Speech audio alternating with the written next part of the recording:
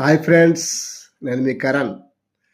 అవసరం అవసరం తీరాక ముఖం తిప్పుకుంటున్నారు చాలామంది.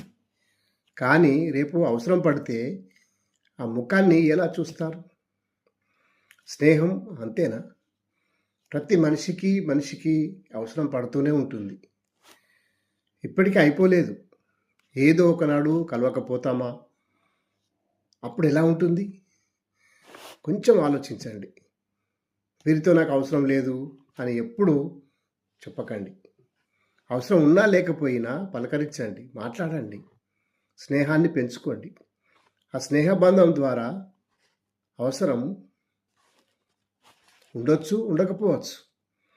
అవసరం ఉన్నప్పుడు ఒకలాగా, లేనప్పుడు ఒకలాగా ఉండకండి.